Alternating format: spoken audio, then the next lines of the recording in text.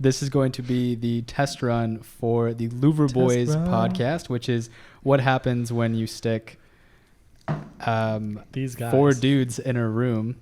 These guys specifically.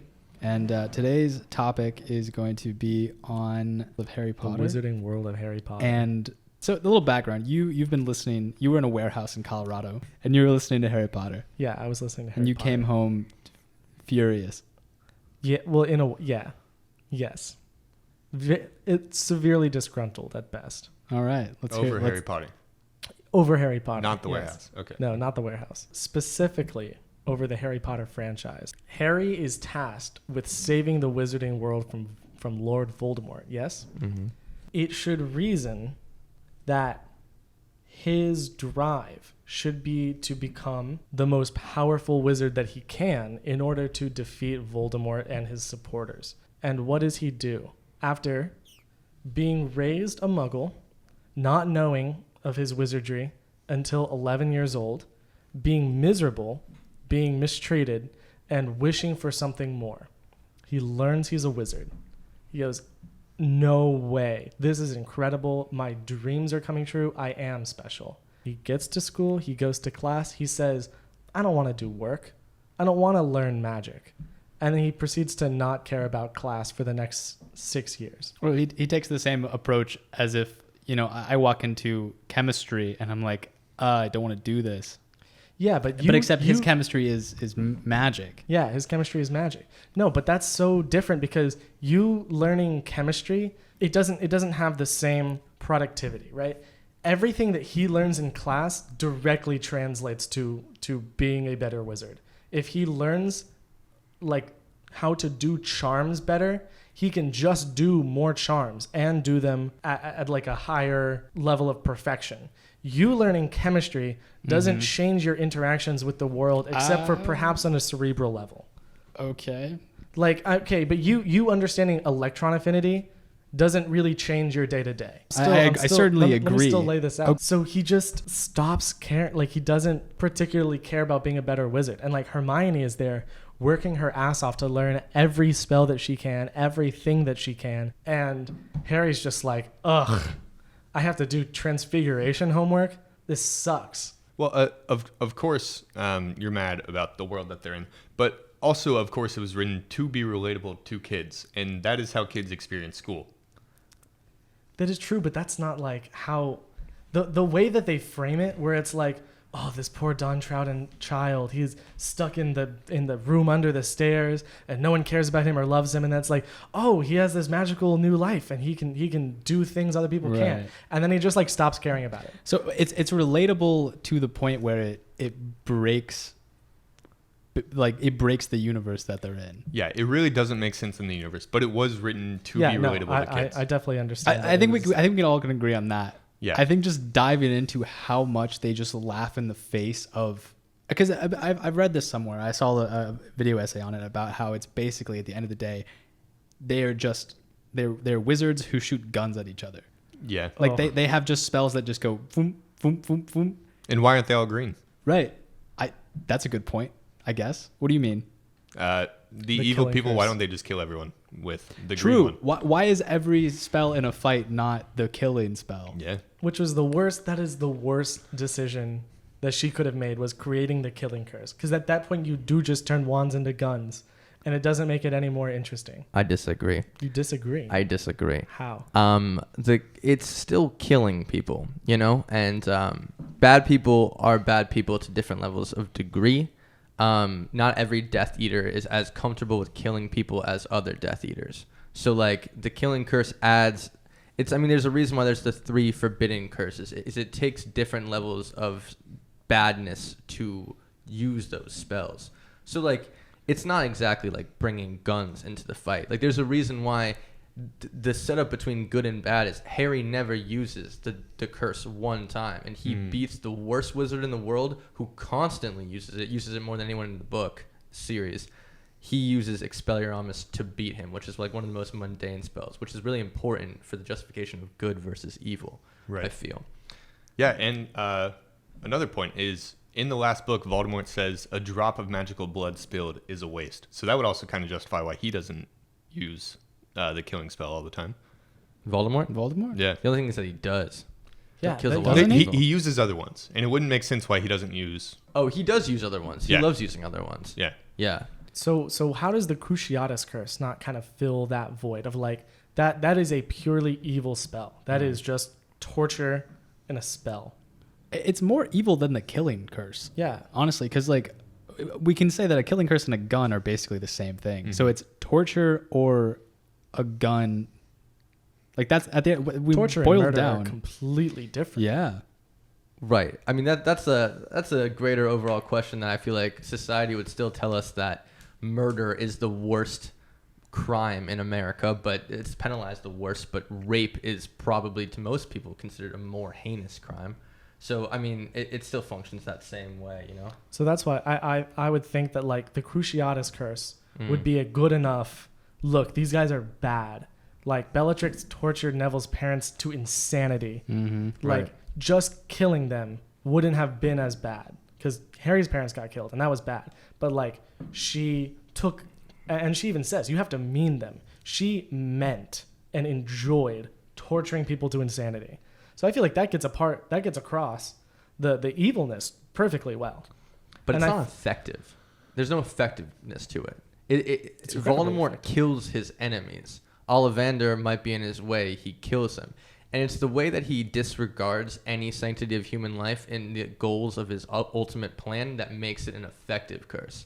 That's why it's so evil, is that I would say that Voldemort's use of Avada Kedavra is more evil than Bellatrix's torture curse, because she's just crazy, torturing for fun. Right. Voldemort She's has so broken. little regard for human life that he will kill anyone that people don't even have to be in front of his plan. I believe when he does kill Ollivander doesn't even have any information for him. He just kills him because he Right. thought he might have information for him.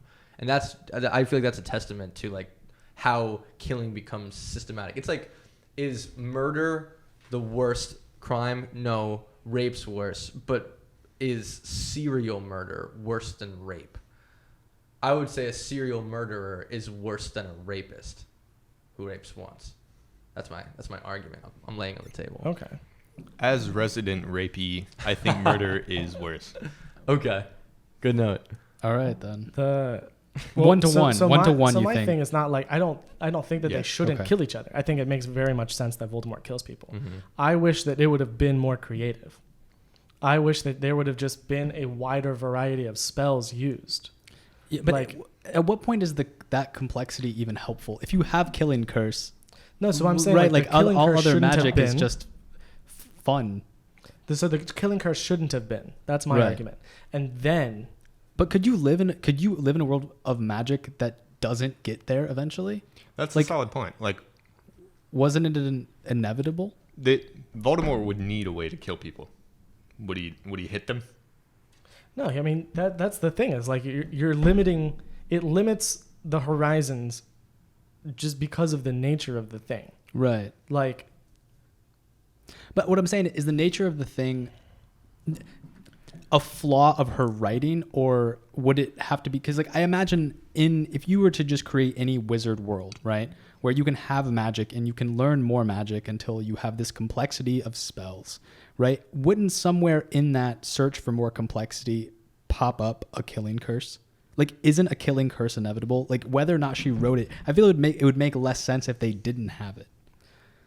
I just think it was used like it was just very convenient because, like you said, in the Hogwarts fight, the Death Eaters aren't just throwing out killing curses. Right. It doesn't make any sense. He Right. says, like Voldemort's like kill anyone.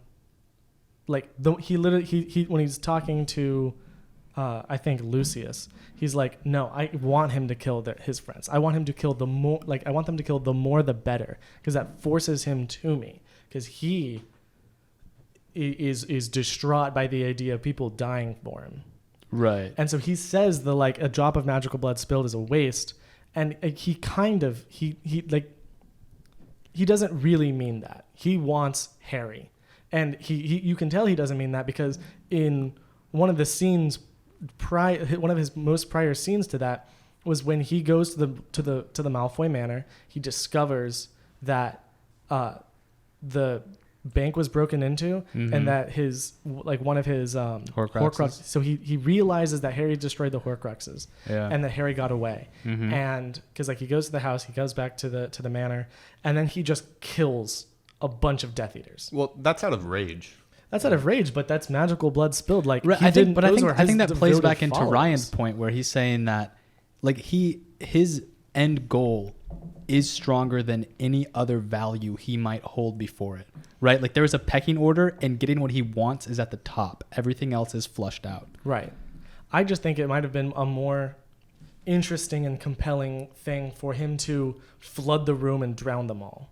Right. I certainly agree. Yeah, so I and certainly more agree. so than just being like bang, bang, bang, So bang. methods of killing that are not the killing curse. Yeah, Okay. because for one, in duels it makes it more interesting because there's more variation and like, and it would promote skill. Yeah, If the fact that the killing curse is just unbeatable, like unblockable. Yeah, it's not very fun writing. Yeah. I think it is inevitable, and I think that there's no scenario where Voldemort would care enough to fill the room with water. I do agree with Ryan on that pretty firmly.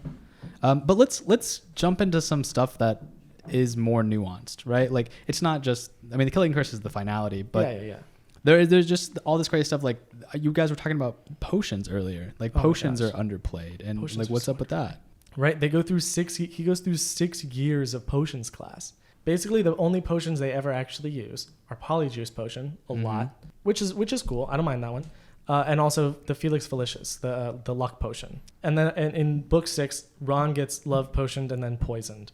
And that's like the only real use of potions. By far most interesting one is what's filling the cauldron that's protecting the locket that's in the cave. Where like Voldemort's Horcrux is. That potion weakens you, makes you see like your worst fears, Right. and then It has kill a you. complex efficacy. And you like, and you Yeah. have to drink, which is cool. That was a great idea, and like nothing else like that gets used. Even the little potions that they mentioned, they're like, oh, I have to make a calming draft. You're telling me at no point he was like, fuck, I'm really stressed, I need a calming draft. Like before Right. a Quidditch match, no one's downing liquid Xanax. And what's the elixir that makes you like really lucky? Yeah. Felix Felicis. That's right. Felix That's Felicis. also something that it's difficult to make, but Yeah. possible. No. It takes a month. Yeah, but if you're in school for 6-7 years, like you think you would, like why is everyone not just working? The economics of that make no sense. Yeah, start making a month before your exam. Or make it and sell it. Yeah. Like the basic economics for potions in the wizarding world make no sense. Yeah. Fred and George figured it out. They harness the economic value of fun magic. Can this now turn into a capitalist discussion? I don't believe the wizarding world was capitalistic. And No, it couldn't have been. Right. How could you not totally just go get a potion where you like throw it on the ground and then it like vaporizes and makes everyone breakdance? Wait, so what Like- was the value in the wizarding world? Like how you bought Galleons? things using Oh, yeah. okay. Galleons. That's the currency, but what is Yeah. that currency backed by? Oh no, it doesn't mean anything. I mean, the Weasleys take a tent to the Quidditch World Cup that is significantly nicer than their house, and they should just live in the tent, or make the tent bigger, or buy 18 tents, or make 18 tents. Like, there's no reason for anyone to be poor. They can do whatever they want all That the is so time. true. Yeah. Also, yeah. the whole idea of like they're like you can't conjure food, but you can multiply it. So, like just buy one steak one time and just keep multiplying it. Yeah. Food prep god. Chefs hate him. It's so crazy. But there are so many broken things. There's a in refilling the charm. universe. Right. Like they learn a refilling charm. So tell me why you wouldn't just buy one butter beer, just keep loading that thing up. And why it doesn't make any sense that there's no food making. Like that's just like when we're talking about those spells she puts in that are essentially useless. Like why is that even a rule?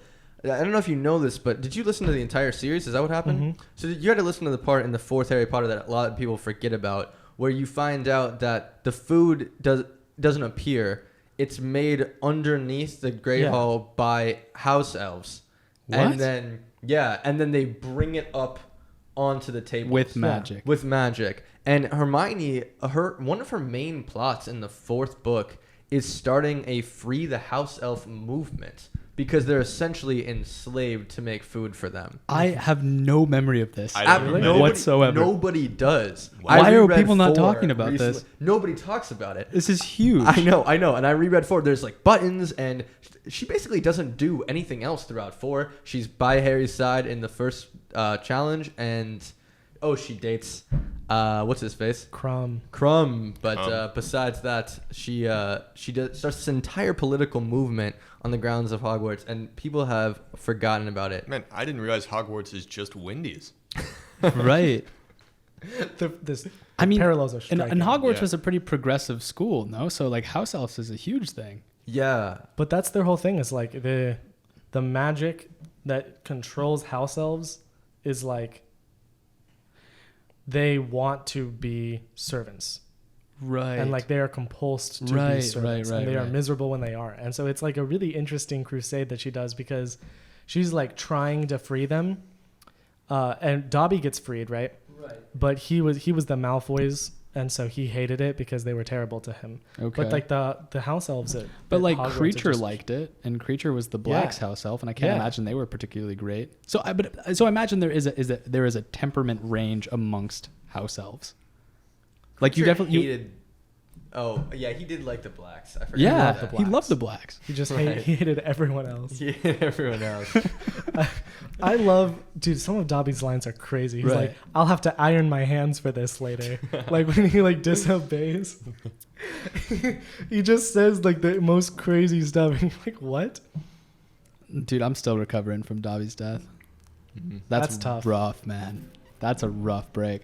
I want to go back to the food thing real quick because Mhm. can't they do magic on objects to make them clean things? Yes. Yeah, Why could that not just be for cooking? I think the house elves can. There is cooking spells. Like Miss Weasley cooks Okay. with magic all the time. So, can you just not create organic matter? I think that's it. That's Okay. like one of the fundamental laws of transfiguration, is that you can't conjure or turn anything into food that isn't already food. I see. I think where lines blur on that is interesting. Definitely. Ryan, is there anything else that we've easily forgotten from the Hogwarts place? I don't know. I wanted to read back and see if I can scan anything for signs of hating transgenders. Because I'm like, there must be something about this somewhere. But I haven't found anything else that specifically sticks out. Yeah, I haven't read the books in a while. I forgot a lot of stuff. Yeah. But there are a few more things I remember that were super weird. Isn't there? What is it called when you disappear and reappear somewhere else? Disapparating. Yeah. Does that? what is it? One more time? Disapparating and Disapparating apparating. and apparating. Okay, Yeah. that whole cycle. Isn't there like a ledger somewhere where it keeps track of where people are disapparating and apparating? No, you can't follow apparition except when... Why could they not use it while traveling? They did. They use it while traveling a lot. You can cast charms that will not allow people to apparate and disapparate Okay. in areas. One of the weird things is that there's a space limit, I guess, Mm-hmm. because so in the 7th book, Voldemort is abroad. He's trying to find the Elder Wand, and on Potter Watch, like the radio thing that they do Right. to talk about like the truth. They say that like he's abroad, but he can get back fast just because he's not in apparition range. I'm like, why? Why does that? Why would you not just apparate as far as you can And then you're do it close again. And then it'd just be pop, pop, pop, pop. Right. That doesn't make. Yeah, And doesn't make he any has sense. to like he has to fly into range to teleport. Like, just keep teleporting. I'm trying to remember something that the Ministry of Magic can keep track of, though. Right? There is a ledger somewhere Yeah. of something. Why couldn't Harry just apparate when he flies with everyone in the 7th book? He's trying to go somewhere. Why couldn't he just apparate there and everyone else apparates with him? Harry still has a trace on him because he's Yeah. not of age yet. Yes. Okay, so that's what it is. They have some kind of ledger for underage wizards. Underage wizard. How does yeah. that work? So they can It's basically like the spell is that when magic is used around underage wizards, it will send off this like alarm. So when Dobby uses the hover, like makes the fruit salad bowl or whatever hover in the 4th book before he goes to Hogwarts, he gets charged with it because magic was used around him. And then later it's said that like kids of in wizarding families can totally do magic at home at their parents' discretion because their parents are doing magic around them all the time. So the signal that gets sent off is that magic is being used near them, but it's like, yeah, mom's, cleaning. I see. So it doesn't say what they did. It just says that magic was used. Yeah. That's an interesting mechanic. Yeah, it was odd. But so that's why he can't. So he can't operate. could they tell when people were apparating and disapparating? Was that No. a signal that was sent? So all magic signals are sent. Oh, because it has to be around kids. Yeah, it has to be around kids. I see. Okay. Interesting. Yeah, so they never. So apparition is like one of the good getaway cards, but Right. you can like hold on to someone and follow them, but you can't track them through it in any other way. That's good. Yeah, it's a good out. I can't believe how little they try to create magical objects. Like Hermione makes the deep purse, Mm-hmm. and like that's it. You can just imbue things with magic, or like whatever, Right. and they just don't. Yeah, I guess you would have to just I can see why it wasn't written about. Right? Because there's a lot of complexity there. Yeah. Right? It would be like if Harry Potter was the density of like Douglas writing. Like everything is explained all the way through, and then it's like, okay, next topic, explained all the way through. So I think it'd be a different pacing for the book if there was this layer of complexity for everything. Yeah, I think she was just trying to develop the characters more so than the magical world. for sure. And Yeah, we can't fault her for that. Yeah. It is a character And they driven book. are children's books True. Right. with a semi-soft magical system. So You had some notes. Was there anything in your notes that we didn't cover yet? Because Yeah. I know you'd written some out. in the Half-Blood Prince, right? Harry has Snape's old potions book, Mm-hmm. and Snape just invents a bunch of spells as a kid, as a 16-year-old, and that's it. yeah, Like that's the only time that's done. Yeah, Wait, no, doesn't Luna Lovegood's mother die because she was an experimental witch? Mm. That's the only Actually, I other wasn't time I sure. can think about where that happened, Okay. right? Well, I know at least the Lovegoods themselves make charmed objects, like the glasses that they made to see Nargles. Mm-hmm. So Sick. they're not. Yeah, I mean, ineffective, but no, it definitely is an underused tool to find out you can make your own spells. I think that maybe the argument to be had is that like Harry always has bigger fish to fry, I guess. yeah. Right. I mean, Right. he right. comes in at 11 and he has to fight the guy who killed his parents like so fast. I could see why he's like doesn't have the foresight. He never has time to really catch his breath Yeah. throughout the book. In the first one, he's like, "Wow, Quidditch is really cool." And I could see like a kid coming into the Wizarding world being like, "School, I want to do broom riding." And but like as things get progressively further, I feel like yeah, he should probably learn more. This is the argument I'd love to throw on the table. I think that Harry, he gets a lot of flack for being a bad wizard. I think that he is the best wizard besides Dumbledore, Grindelwald, and Voldemort. It's my take. Why- Well, you got to why? expand on Yeah, that. why? My take is that clearly wizardry is about more than knowledge. And I think that there might be a range that is so much more important in being driven, brave, and, well, just driven and brave, that I don't see he could win a duel against anybody that knows more than him. That's my take. Is that like a plot armor thing or like a skill thing? It's also most of the time no one is trying to kill him because they always have to save him for Voldemort. That's So true. none of the Death Eaters are really ever going for him. Right. I would say like you have That's true. That is a very true point. you do have him. He has to fight Voldemort as Quirrell, book 1. he has to do the tasks in book 3, and he has to. I mean, he has several battles throughout. The basilisk slaying is sick. Very that whole, slick. The That is a good whole scene. Chamber of Secrets. Someone was telling me in the warehouse. I was talking to someone about it, and they said that was the worst book. I disagree. I think that's one of. The fifth Harry's one is the best. worst. Yeah, the 5th one sucks. It's tough to read. He's so depressed. He's so angsty. 5. Yeah, I'd agree with 5. What's your guys' favorite book? Well, real quick, I want to Yeah, Just I touch wanna- on what I you wanna- said don't know. keep just a talking little bit about it. more. So magic comes from where in the wizard, right? It's an internal thing, Yeah. Mhm. right? Of course, like Harry can just have an emotion and blows his aunt up, right? He didn't premeditate that happening specifically. He just felt it very strong. So I think if Harry is brave and courageous and like loving, then if all those things come from a place where magic also comes from, there's no reason that couldn't be true. Yeah, no, that's what I'm saying. But Yeah. I think that constantly people are always saying Harry's not a very good wizard. He's not a very good wizard in the technical sense. Right, but I'm saying like Right. that's what I'm saying. Like that's not what makes a good wizard.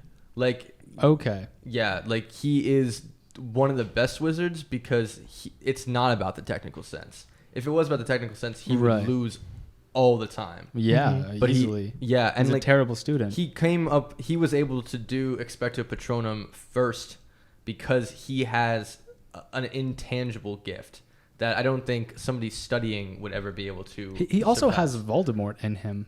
That's so true. that also is a guiding light in That terms makes of, sense. of raw strength, I would say. I absolutely agree with what you're saying. I Okay, think cool. that's a great point.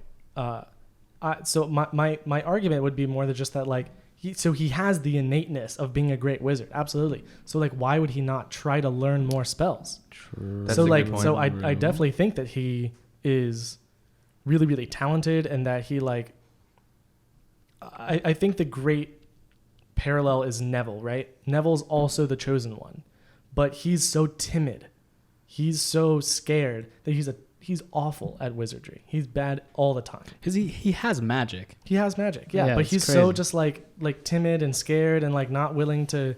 And Harry's just like, we're doing a Right. Expecto Patron, and that is why he's such a good wizard. Absolutely, Mm-hmm. he goes in and he gets it and he wants it and he has the drive for it. And Yeah. like and more timid Totally. wizards just aren't as. That's why Malfoy's such a bitch.